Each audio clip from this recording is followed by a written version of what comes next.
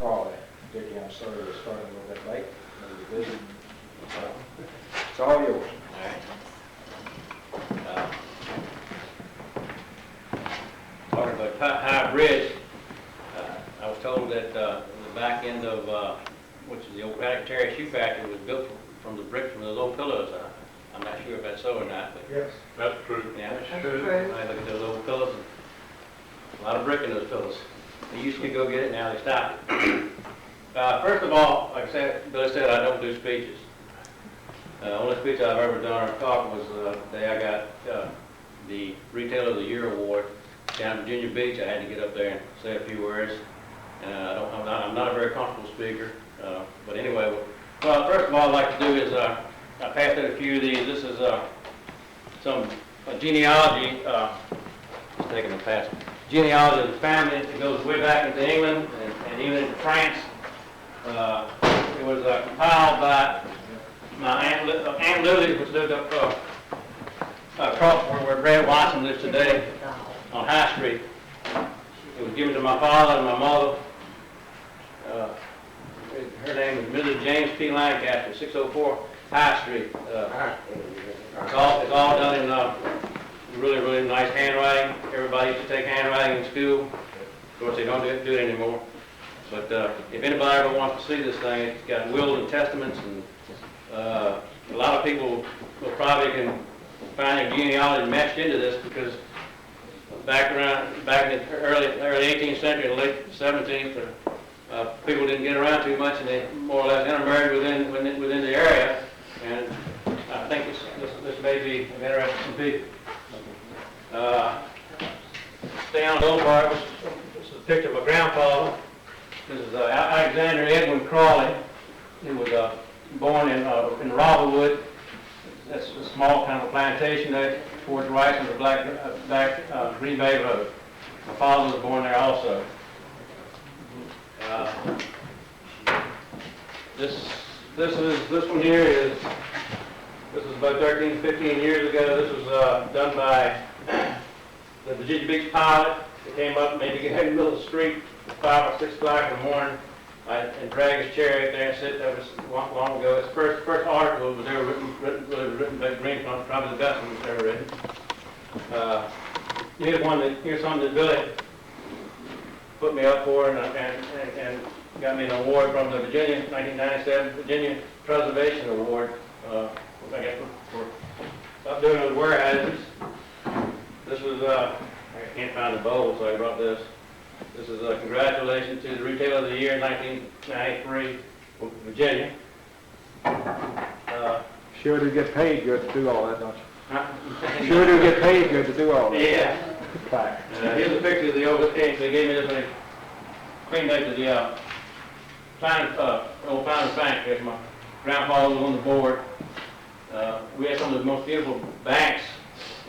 The old People's Bank, all First Nationals on High Street, and People's, and of course Planters. This is a picture of this is played down at Charlie's restaurant today. This is a picture of the old warehouses back when they had the mules and the oxen. They didn't have cars and stuff for transportation, and they used that for moving things around. That came from an old postcard. This is Main Street. I don't know what the date on it is, but it's probably early 1900s. And this is pictures of old Randolph House of the Prince Edward Hotel, which is probably the most tragic thing that historically ever happened to Farmville when this thing collapsed. This would have been the gym of Farmville. It had an old tavern on the side that I think predated the Prince Edward Hotel itself, and I think General Grant sent out the ask for surrender to leave from the hotel. And this is an old plat of the old tobacco warehouses. Some of them are not there. I think there's a blacksmith shop still shown there. Anybody, when it's all over, you come look at all this stuff. This is Furniture Today magazine, two-page spread that came out in Mid-Atlantic Southern Living just recently. And you got Southern Living, you may have seen it, but that also helps boost the economy of Farmville somewhat, or at least the notoriety. That's about it. Anyway. Like I say, it's not going to be a speech, it's going to be a rounding of thoughts and some other things. Before I was born, my ancestors, which are from this area, were already making a name for themselves as merchants. My grandfather, Alexander Edwin Cralle, pictured over there, who I never knew, was born in a land grant plantation right near Rice called Roswellwood. As I said, my father, I think, was also born there. There are many similarities in his life, talking about my grandfather, and mine. He was a deacon in Farmville Presbyterian Church, on the board of directors at Planters Bank. I was Central Fidelity, which became Wachovia, and I think just yesterday switched over again. The most striking or strange thing was that he waited until he was 45 years old to get married. I waited till 48. And could it be that he was reinvesting his time and money back into his business? Anyway, he wasted no time after he was married, having 4 sons and 2 daughters. The second oldest of which was my father, Richard Fitzgerald Cralle Sr. My father was in many businesses, but the biggest business he was in was grocery business. At first it was called R.F. Cralle Grocery. I believe it's located where the country nook is today. Yeah, he had me down in my early life, probably between 10 and 11 years old, working. My first job was bagging 5 and 10 pound bags of potatoes. In those days, everything came loose. Beans were by the scoop. Saltfish were in big wooden barrels. I can most remember the fatback, which is salted pig bellies or pork bellies. I can remember my father buying this stuff by the truckloads when the price went down. Everybody ate fatbacks. Put me to work was not for cheap labor. I'm sure that I was more trouble than I was worth. But it did teach me the work ethic. I'm going to just put something in here that I remember. At bagging potatoes, I can remember I had this little boy that was in the store that I had him bagging the potatoes. Every time he bagged a potato, I'd give him a piece of candy out of it. My father jumped all over me. I mean, I must be 8 or 10 years old, but I gave him a piece of candy, and candy's worth more than bagging potatoes. Okay, next door to R.F. Cralle Grocery was Hillsman's Grocery Store, which was also called Cloverleaf Farm or Greenfront Grocery. My father, which was more aggressive merchants, purchased a larger store, which was probably about 4 times as big as the previous R.F. Cralle Grocery. By this time, I was in Farmville High School, back to work on Saturdays. My first job there was selling fish and chickens, then moving up to checkout and bag boy. My mother was also there. She was a person that was liked by everyone. She was into the family business. She ran the cash registers. She came over and helped me at Greenfront when Greenfront got started.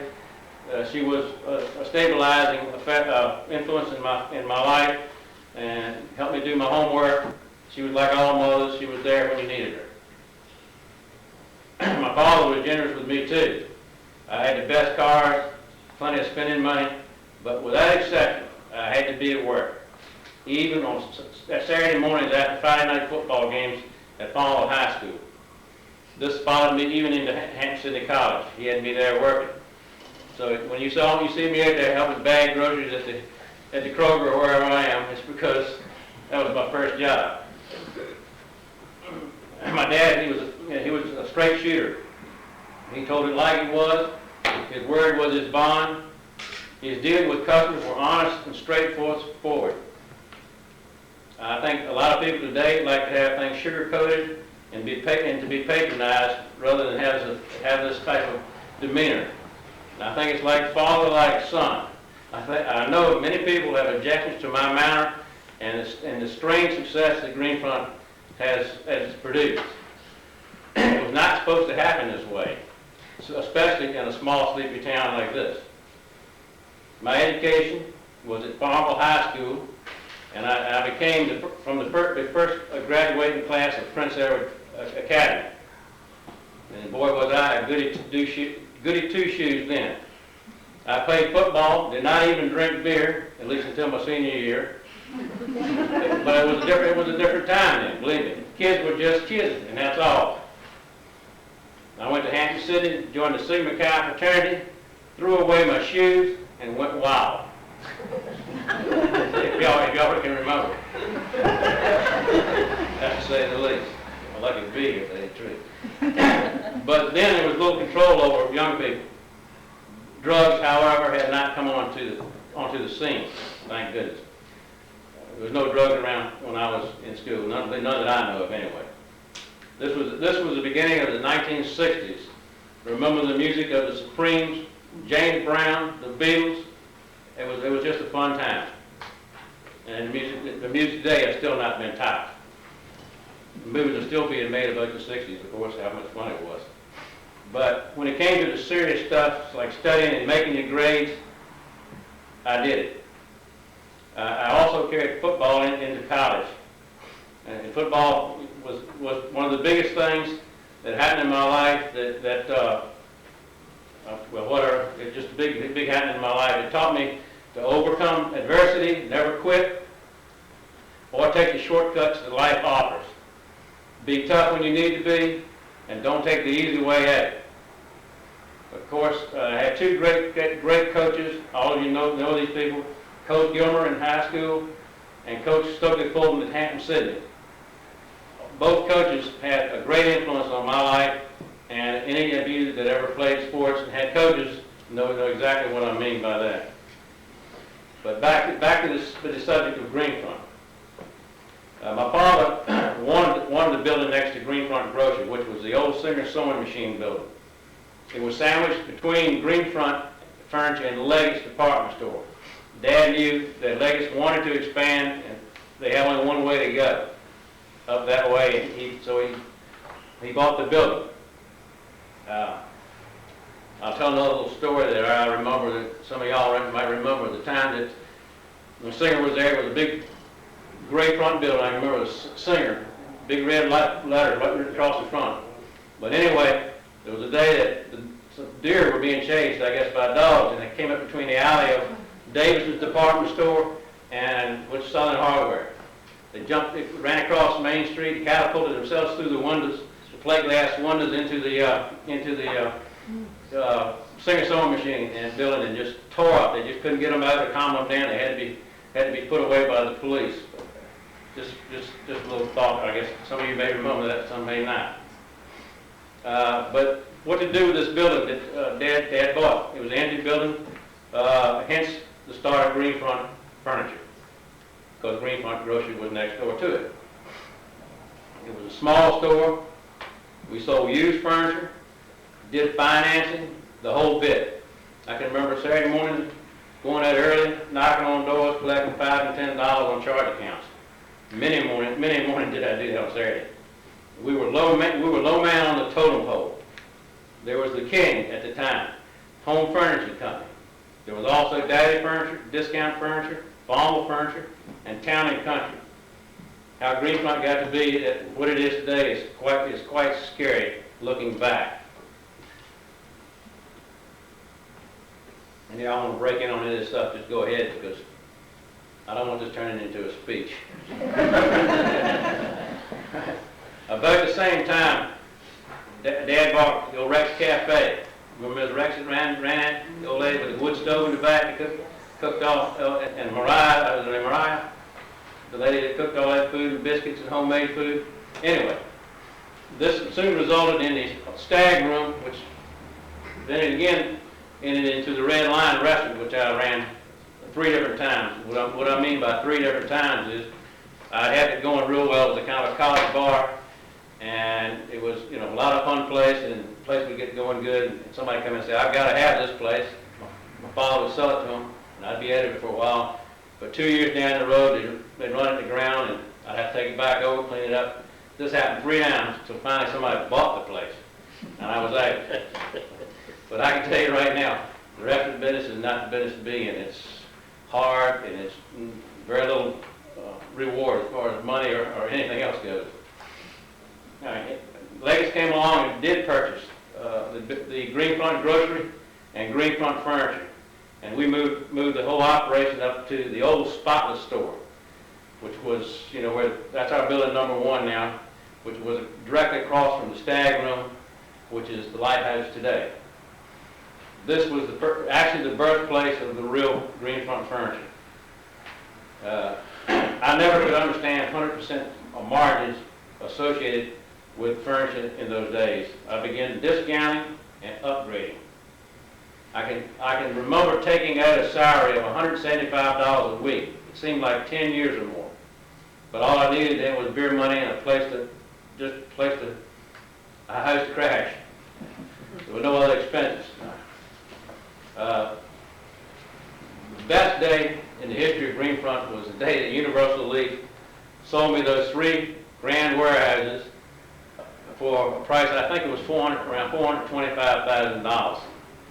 I also got a metal building across the Cumberland Bridge, which I later donated to town of Farmville.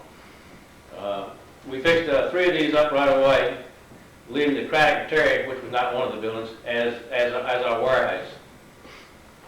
Since then, we've purchased the old Davison's department store, which used to be the Dollar General store, the old Newman Chevrolet showroom and work building. 5 of those went together, purchased the Legacy department store in downtown, and finally we purchased the Baldwin's department store, which will soon be open as Accessories Incorporated. Diane Cunningham is up there remodeling. It's almost ready to be moved into. If you'd like to look in, you're welcome to. But she'll put her magic touch and dollar the place up, and it'll be a real asset towards Farmville. There is one thing I would like. If anybody's got any ideas what to do with the front, we're at a standstill. If anybody's got old pictures that we can convert the front to make it look somewhat historical, I'd like to have some ideas. If anybody can have any ideas in that direction. We also then purchased on the Plank Road, or the Airport Road, the steel span building that the town and Cumberland bought for speculation into to have something for industry. They couldn't sell it. It stayed there for 3 years. Jerry Spates got me to move in there, and it's good that they did, because Greenfront business has gotten so large now. We need a way to move the merchandise. So much stuff comes through there now. We would be dead if we were still in the cafeteria. Also, 6 years ago, we opened a store in Sterling, Virginia, which is right near Dulles Airport, near Washington. The store is doing very, very well. The people up there like the Greenfront concept, where you can go in and buy rugs at real prices, taking the hocus pocus out of all retailing, showing them good merchandise at real prices. And it's doing very, very well. This after all these purchases, it brings Greenfront to nearly 1 million square feet, with annual sales well over $50 million. Was any of this planned? You got to be kidding. How could it have been? Everybody in this room knew me when I was a kid. In my wildest dream, nothing like this. And there was no game plan, but I guess there was a game plan. After all, I didn't know what to call it. This runs kind of like this. Number one, you've got to give the customer the best deal. You keep the quality high on all your products. 2 is keep your overhead costs at a minimum. Low rents or no rents, very little or no advertising. We didn't have heat in the warehouses for a long time, and it's still not air conditioned. But there's a lot of square footage that people love to come and see, especially those old historical buildings. Find out your strong suit and play it. This is what we do best. We go overseas. I go to India, Pakistan. Diane goes to China. We go all over the world. John Wingo goes into England, and we buy this stuff, buy containers direct at prices that are 1/2 to 1/3 of what most retailers go down to High Point and buy this merchandise. I know because I've been doing it and know the difference. We bring in over 300 containers every year from overseas. But then again, you still have to have your big name brands like Hinkle Harris, which we have, Hendredon, Staten, Sightwood Reproductions, and so on. And all this stuff they can shop, and you must look good. I mean, your prices must look good, and your service must be also good. People ask me, where would Farmville be without Greenfront? I really don't see it this way, but I can tell you some of the things that I am proud of.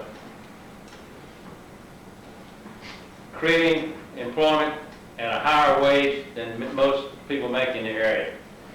And we're talking of maybe between 125 and 135 people all total, counting Washington and assessors.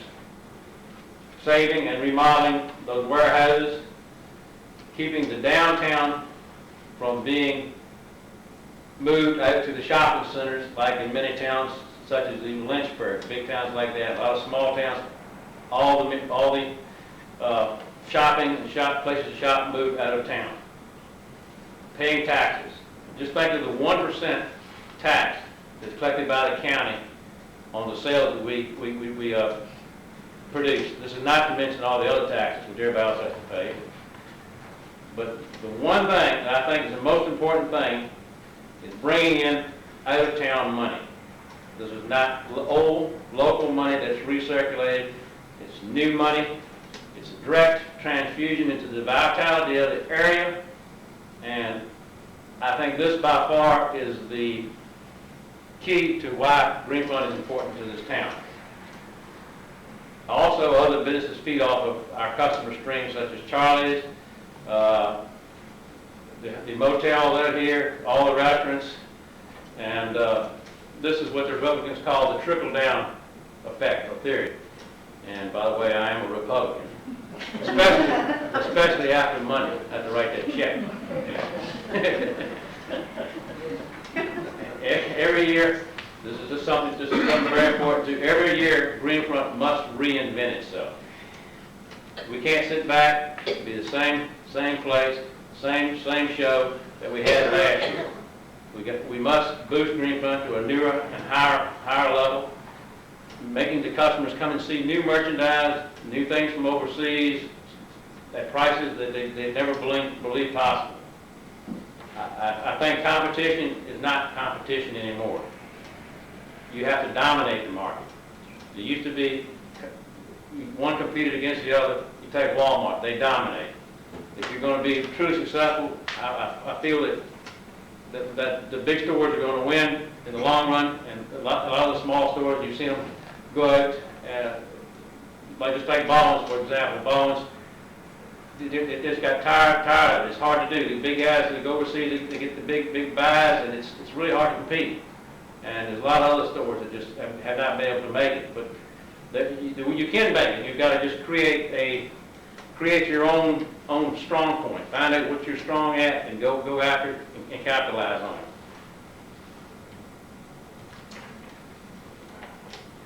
The biggest downside to the business is you can never take the money out. What I mean by that is, if you expand, it costs more and more money. I personally lend the store money a couple times a year.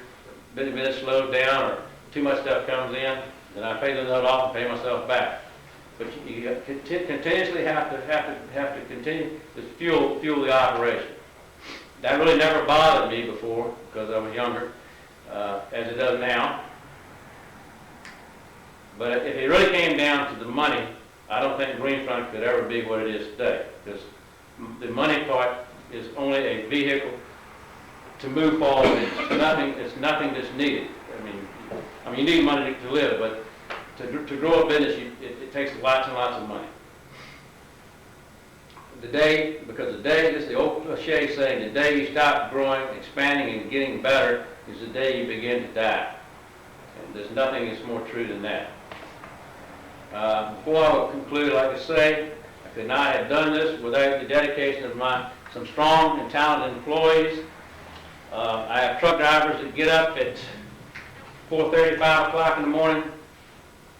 After they go, they'll come back till 7, 8, 9 o'clock at night. And they really do a good job. I get compliments on them all the time from people. What a good job they've done. I've got salespeople that have been there with me for 10, 15, 20 years that can pick out fabrics and just do a tremendous job making Greenfront better. But, I mean, one person, 5 people can't do this. It takes a team. I will make one. I don't want to call names of people that are in the store because you only get yourself in trouble. But I'm going to make one exception. I'm going to speak of Diane Cunningham, who is the co-owner of Accessories. She will get on an airplane, go around the world as easily as most people walk across the street to see their mother. She does it several times a year, and it just amazes me. She's quite an aggressive and super business person. Yeah, I'm pushing 60 years old now. I've been at this game for quite a while. I have a 10-year-old son. His name is Den, like my father's nickname was Den. And whether or not he wants to carry on this with him, this business is completely up to him. I'll not push it. It's pretty hard. And remember, somebody always builds a better mousetrap. Someday, Greenfront will go in the way most all businesses go. Now that's kind of the theory in business. Now I'm going to talk a little bit about the warehouses and what I know about them. The oldest of the warehouses is the, get the postcard here, is the old Randolph. This one here, the Randolph building. I think this was 1820, thereabouts. I'm not sure the date, but that was the oldest building. It's the home of Charlie's restaurant now. You can still go in Charlie's and see on the walls signs such as Tennessee Wagon Wheels, Dunnington Tobacco Company. Even my grandfather had a small ad on the wall, A.E. Cralle, agent in the merchandise for Coleridge sewing machines. I've never heard of Coleridge sewing machine. This building was used for mostly auctions. Before the car, they had the mules and the oxen, the mules, and the ox that pulled the tobacco around and brought the people, all the farmers to town. Today, if you want to come down there, you can go down under the building and see the stables where they put the mules and I guess the ox and put them together. But there's still troughs, water and food troughs down below there that have not been destroyed. There's one thing that was in the history of Farmville. It says, and I don't know whether it's true, this would be the warehouse or not, but it says the warehouses, plural, this is warehouse singular, was used as a Civil War hospital. And I don't know if this is the building they're talking about, or there were other buildings before this, or not. But it said that the people that died were carried out to the cemetery over across from Jackson Heights on the old Confederate cemetery. But if anybody knows whether this was the hospital or not, I'd really like to know, because it's a nice little thing to maybe put in there and let people know that it was, if it's so. Selling tobacco was a big deal in those days. I'm sure most of y'all remember more than I do. Up to about the 1950s or 60s. The proceeds of the tobacco would go in, the farmers would come in and pay off year-old charge accounts, and hopefully the farmers would have a little money left over, and they'd go out on the town. Remember, a lot of these folks back in the day never came to town but once or twice a year, so it was a big thing for them to come to town and have that extra change in their pocket and spend it. I'm just theorizing on this because this is probably what I would have done. They would park their mules in the in the stables down below Charlie's there. They'd go across the street to number 1 building, which is the old Spotless store, if you remember, which back in those days was a bottle and bond whiskey dispensary. They'd fill up their little hand-blown glass bottle and go out and get blasted on the town at night.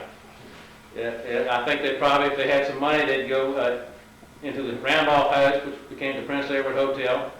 If not, they would go back into the Randolph House and crawl up in these little shelves that were used for sleeping. I can remember when we were remodeling the place for Charlie's, they had these couple of these little rooms that still had almost like bunk beds in there that the farmers went back and went to sleep. As a matter of fact, another thing, a little point of interest, I can remember the legendary Coach of Hamp, Sidney Stokely Fulton, coming in and asking me could he go up under the store, Greenfront, and look for these old bottles, these whiskey bottles from the whiskey dispensary. He gave me one and I misplaced it. I'd like to have brought it here. I know you've seen those bottles. And it's hard to believe that Stokely Fulton thought he had a hobby, anything but football. Everybody knows Stokely, and I'm sure a lot of you do. The biggest warehouse is number 8, which we call number 8 today. That's the Dunnington Tobacco Warehouse, which is right across from Charlie's. Number 9 was the old Paulette Warehouse, which became Dunnington. I believe the 1870 was the time those were established, as the sign says on the outside. When I bought these, and probably even before, I believe those buildings were the largest air curing facility in the world. I know y'all remember on damp days, they have these windows that cock out like this. They open these windows up so the dampness in the air could come in and moisturize the tobacco so it wouldn't get so brittle, and they cured it that way. Now I think they cure it real fast with propane or something else. But I can also remember as a kid, another tobacco warehouse which stood in the parking lot of the Presbyterian Church. I don't know what the name of that building was, and also there was one big building that was behind the Davis department store. This was the first warehouse that we owned, Greenfront owned. My father bought this from Kyle Baldwin for, I think, around $23,000. Anyway, the town wanted that for a parking lot, and the Craddock Terry Shoe Factory was donated to them by Craddock Terry, so we made a swap for the one building for the other, and they got a parking lot, and I got the Craddock Terry. Plans for the future. Well, the first thing we plan on doing is to upfit Charlie's restaurant. Not the first thing, one of the things we need to do is upfit Charlie's restaurant, bring it back to be one of the grandest restaurants in Virginia. I believe this theory of domination has got something to do with the restaurant business. Farmville will not support 5 restaurants. And you can see some of these people around here dying. And it's because it's just, you have to be the best to win. Farmville also needs a class place to go. We've never had anything like this. Therefore, they used to roll the streets up at 7, 8 o'clock at night at Farmville. You heard that. They roll the streets up and it goes to sleep. I'd like to see Farmville become more of a social town, get this place looking nice, and there's a lot of nice people in Farmville, get out and meet each other, and just have a better time. Because, you know, like the old saying, the beer saying, you only go around once in life. So and something good happens like the first Fridays, goes 3 years, really gets going, people start coming out to it, they shut it down. I understand why it's not a good idea to show grown-ups drinking beer in front of 8 to 10-year-olds. So it's good logic in there, but there's other ways to get things moving in town again. This was really this was the reason that I went into this Charlie's restaurant to begin with. I had several people try to get me to do it earlier, and I knew better because I had been burned before across the street. And the only reason I did it, I had a man with some money come in, and he put enough money in the thing where if he leaves, I wouldn't get hurt. So I opened it up, and one of the reasons, the main reason I did it was just to have a nice place for my customers and have a nice, really nice place, historical place for everybody in Farmville to go. And that's what I really want to do is get it back. I mean, let it go down, let it get dirty, and those things that I just don't want that to happen. Here's an announcement I'm going to make here that it's not done yet, but it's probably, I've got the lease in the hand. It's open another store, which will be another mini store, nothing big, just in Raleigh, North Carolina. Lots of money down in Raleigh. People are got so much money down there, they don't want to drive up here, even to save money. But once I get down there, I can run a tape and show them all the warehouses and show them what they can get. And then maybe I can convince them to come down. But what we're going to have down there is mostly it's going to be Oriental rugs, which is our strong suit again, I was telling you about. And second is the accessories that Diane buys. Nobody can touch us on those things. So we're going to go down and we'll have special deals on this and this we'll carry it down there. But we're not going to have a full-fledged store because I told them, I always kid about this one, what I call the tar baby effect. You know, Uncle Remus from Tar Baby? When you go into the business, you hit a tar baby. You can't let it go. Bear hit the tar baby, couldn't let it go. So I'm really at my age, I don't want to hit that tar baby again. I got the restaurant, I got all these buildings, but I've got two people, Diane Cunningham and a new employee who just moved to Farmville, but it's a lifelong friend of mine, Bill Carr, who some of you may know. He's done a lot of dealings in Farmville already, and Jerry Space knows him very well. And they're going to take the operation, get it going. Of course, I'll be involved, but I won't be a key player, I hope.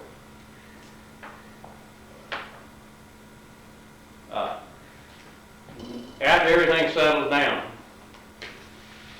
in other words, get some of these other things done, I want to do at the main store, the old Spotless store #1, something like this.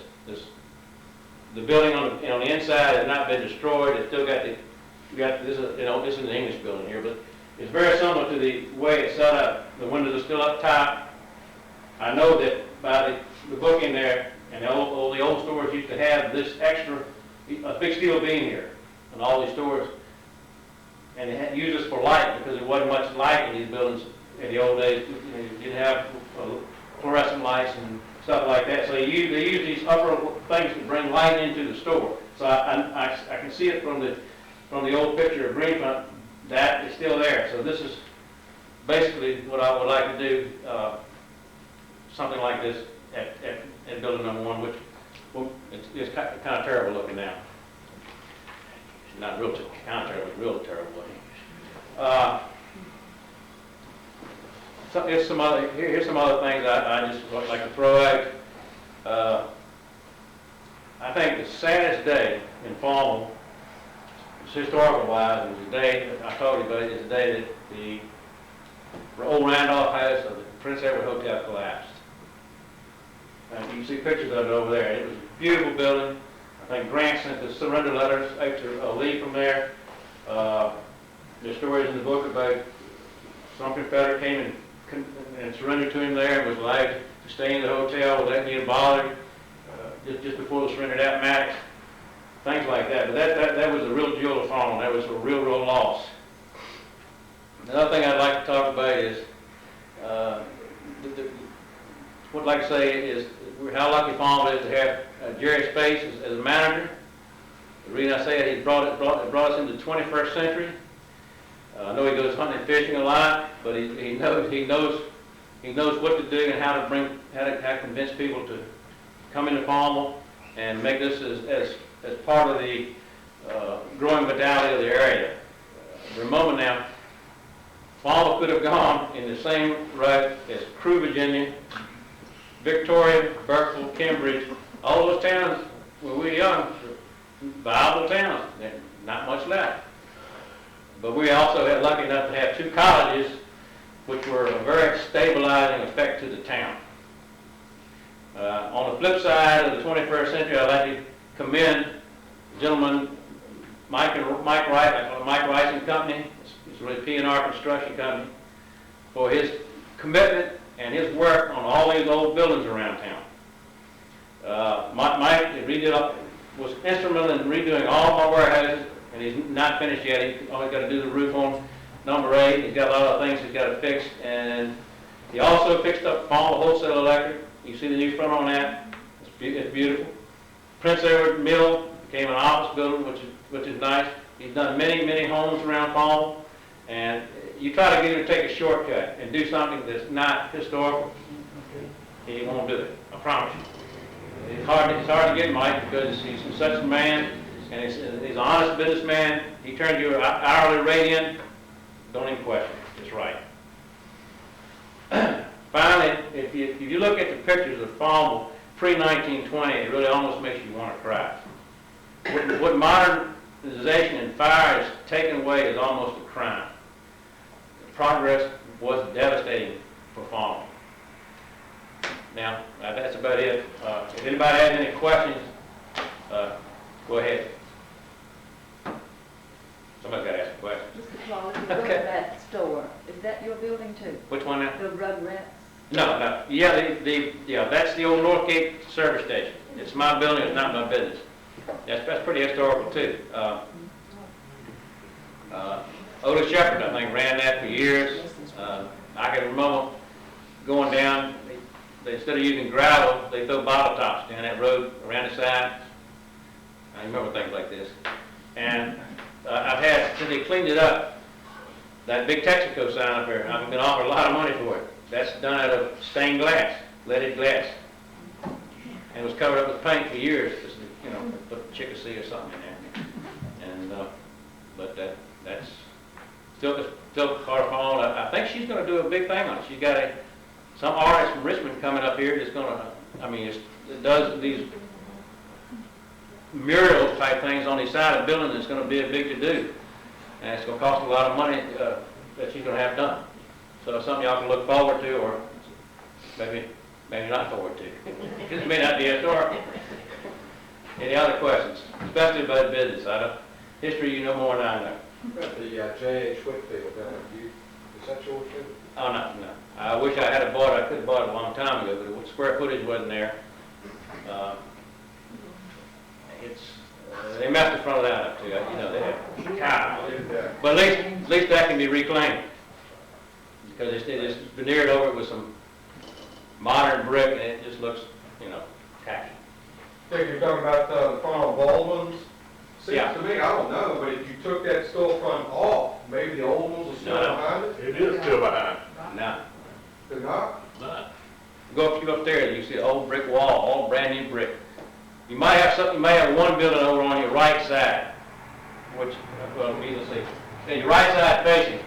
Go up the steps and go to your right, that may be still there, but the rest was completely taken off, and you see brand new brick going all the way to the ceiling. Of course, that would have been the greatest, expensive now, but that would have been the way to go.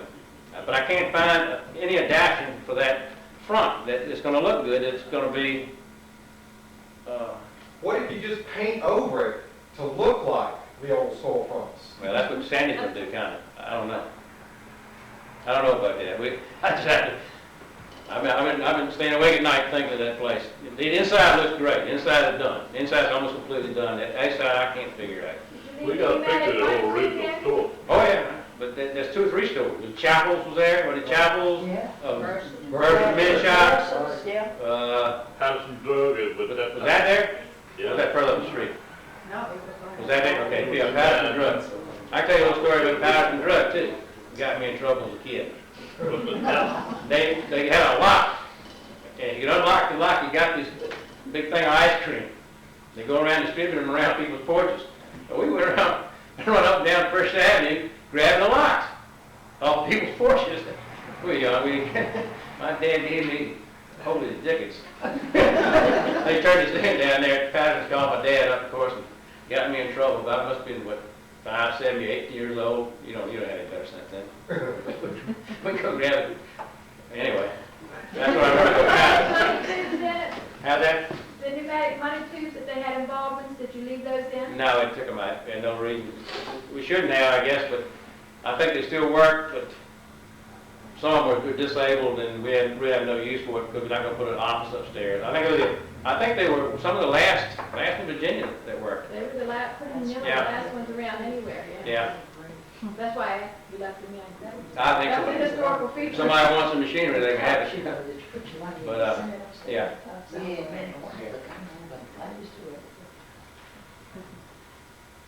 Yes. Dickie, were any of the Crawleys in the war between the states? Some in the book, some of the kinfolk were colonels and such as that. Yeah. I can't take the Crawley name and move it backwards. I have to go back into the other lineage to find out. But yeah, it's stuff in there about the Revolutionary War. But there's a thing in there about this. I think it was the Woodson family that were attacked by Indians, and he hit one of the kids in a tub, and he hit one of them in a Tater hole. Tater, yeah. One of them became Tater Woodson, the other became Tub Woodson. There's all kinds of stuff. There's wills and testimonies in there where they get the willing slaves away and all kinds of stuff. That's what I'm saying. If anybody wants to take it in the book and look at it, it's a lot of stuff in there, a lot of history. I noticed a lot of names that gone off of the area, no longer here, like Furnoys Go and, there. but the only ones left here are some of the black folks that Yeah. took their name. Yeah. I guess they did. Slaves, they probably took some of the names. I guess. Different names than the old names. Yeah. You got it all probably the Blantons and Kendall Lancasters and the Venerables and the Morton Hall. I gave you all the stuff. If anybody wants that book, I mean, that book is there's a lot of work in that book, and it's got a lot. Billy said he'd like to make a copy of First it. grade on it. You got a guide? I took first grade on it for the historical. Well, you're welcome to it. I'd like to. Matter of fact, if you get it done right, I'll pay for copies. I'll help you pay for it because I'd like to have some real copies of the thing myself. Because I have some cousins I gave some copies to, but they were trying to Xerox and they turned out not so good. Any other questions? Are you an only child? No, I have a sister. Lucy. Lucy, yeah, she works 3 days a week down at Sester's. She stays at my house. She's out there now. She stays at my house Monday, Tuesday, and goes home after work on Wednesdays. Works 3 days a week. Mention your historical house, please. Yeah, I live out in, I live out at Castleberry. Before that was Hudson. Who is it? Hudson. Yeah, Hudson. The reason I remember that, my father told us when kids, we used to go hunting. We didn't have cars. We couldn't drive when we were young. We go hunting down that area. He said, okay, now, go down hunting in that area, it's fine, but now, don't go on Mr. Hudson's place. He'll shoot you. I can remember going out there shooting in the air. He would shoot at you. He'd shoot in the air. He didn't want you on his land. I guess he's afraid to shoot one of his cows or something like that. But we'd stay on this side of the railroad track. Every now we'd sneak down the river and go into the woods down below there, but we'd be real careful how we got down there. But before that, the Bratch lived there. And you got me. When I was a child, Yes, Bratch. sir. Right. T-R-A-T-T. Bratch. And it's a beautiful farm. I'm lucky to get it because it's so close to farm. I go home every day, get away from the store, lay down, eat lunch, and lay down for a half hour, an hour, watch TV or whatever. So I'm lucky to get the place. But the place itself was really, Gene Dixon gave it to Castleberry's. I think they tore it down. Well, they tore it down wall by wall, numbered the pieces and brought it back, tore the front of the old house off, and reassembled this other house, which makes it two houses in one. But it's a neat old house, and since then I've added a garage to the side, which I tried to make it look like an old cookhouse, like in the old days, they always had the cookhouse outside because they didn't want to burn the house down. Because they always had wood stoves and you had a lot of fire going on, and most of these old houses had the wood stoves in the cookhouses. And if you look at Rollerwood, it's got an old cookhouse out there too. You can tell about the Indian mound you got it Okay. What everybody says Indian burial ground, but it's not a burial ground at all. They say they dug Longwood did all kind of excavating on it, and they think it was just built there for the Indians to camp on, because you got the intersection of the Appomattox and the Buffalo River there, so there has to be, and there still is. There's a lot of game on that property. We have still got a bunch of the turkeys, a bunch of deer. Foxes, I hate to say, but that's what it was. I guess the Indians had baskets full of dirt and just carried up and just piled it and piled it and piled it until they got a place where they could camp out and fish and hunt there. It was about 3 acres of land there in that thing. Probably so, yeah. I used to run my four-wheeler on it all the time. 40 feet tall and 100 and some feet. Yeah. But everybody thought it was a burial ground, because a lot of them down, there's a bunch of mounds down toward the south, and but a lot of them are burial grounds, but this they say is not a burial ground, it's just a camping ground. But it's pretty neat to tell people about it. But you think about it, you've got two rivers that intersect there, and of course those rivers were, I'm sure back then, full of fish, full of mussels and stuff to eat, and I think there's still mussels in the river. If you look around, you see the shells laying around, and there's lots of food there. So the Indians, the Monacan Indians? I think the tribe man was Monacan, most of it. And the Monacans, that was a big tribe. I think they probably had smaller tribes, like the Wyandots, and I don't know who else was around here. But Indians lived here, probably more toward the eastern shore, a lot of them.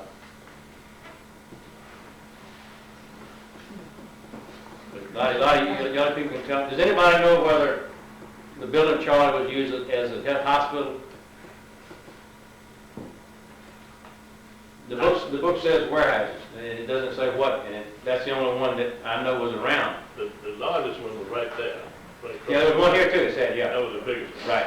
Then there was an old portion of a wall back there in the back of the court, between that and the electrical place. Right.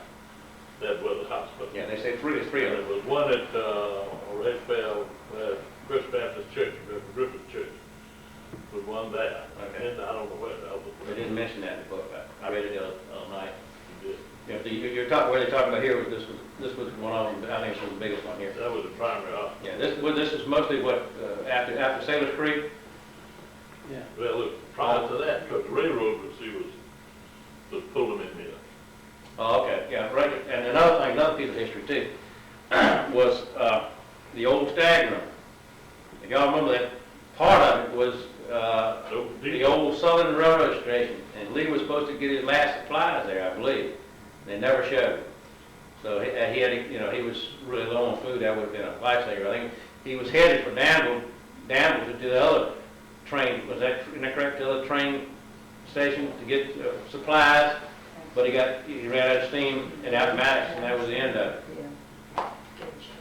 I might mention that I read that when Lee surrendered at Appomattox, prior to surrender, the federal troops had destroyed the courthouse and railroad and everything at Appomattox courthouse, and there was no way of sending a message, and they had to send a message to the Farmville to Washington that Lee had surrendered. Was that right? And the message came from Farmville, because that was on a wireless left intact.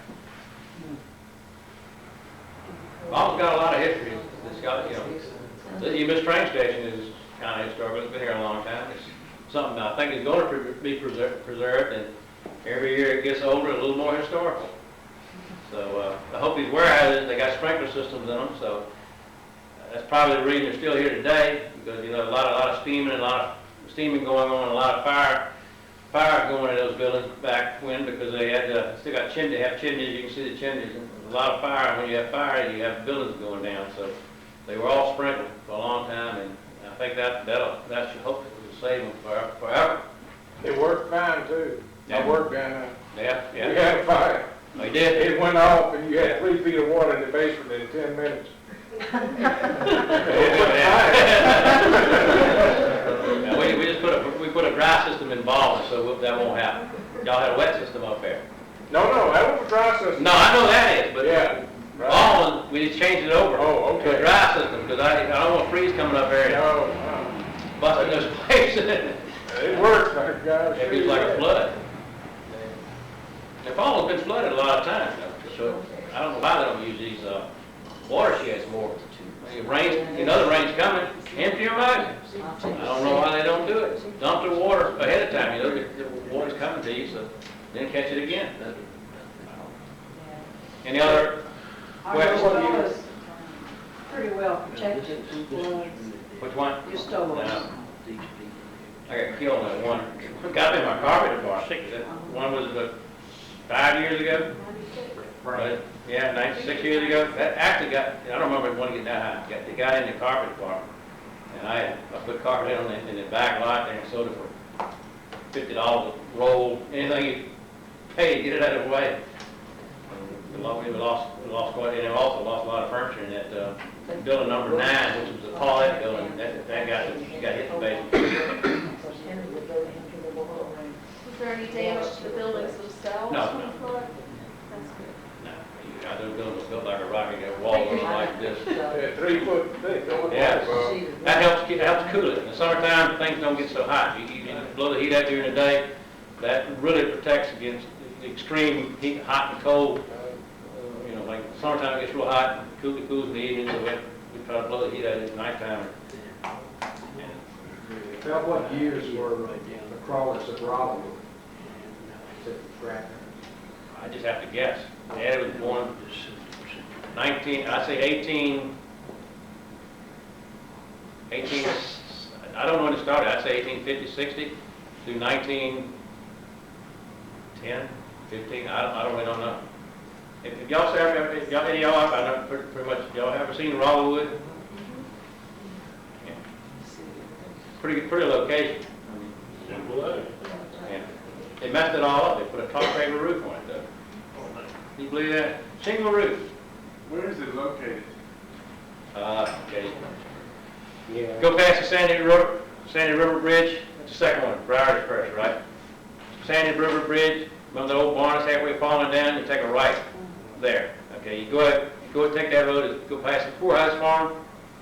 Okay, and you curve your road on up to the intersections where there used to be another old barn, which is I just went the other day, took Dan out there, show it to him, and it's gone, the old barn. But if you turn to your right, like you're going back toward Hampton, just as soon as you make the turn, you can see it from where the old barn was. It's over the big field there. It's got a big sign saying Rollerwood, 1820, I believe. I think. Is that right? 1820 sound right? I think my house is 1823. The old part, not the new one. Any other questions?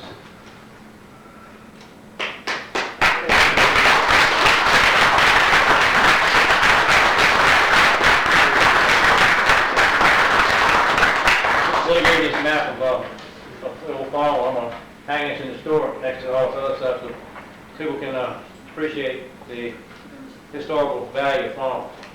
Thank you, Dickie. You can no longer say you're not a good public speaker. Certainly did just fine. I'll say Dickie didn't it. mention it, but I think you supply all of this, I was thinking that too. the furniture and the rugs and everything that you're looking at, the lamps. I think Dickie's Screen Front does all of this. So it's great to have a good citizen like Dickie and Paul that's trying so hard. And frankly, I'm impressed with your history. So I'm impressed with your general knowledge of it. Because a lot of, certainly businessmen just razz things and keep on going. Get a tin warehouse. I got one of those too. Get a, Yeah, we don't want to do that. Anyway, if you want to ask Dickie something, if he's got time, I'm sure he'd entertain a question. But thank you for coming. If anybody wants to ever look at this book, I'm reading to get stuff out of it. Billy, he wants to make a copy. So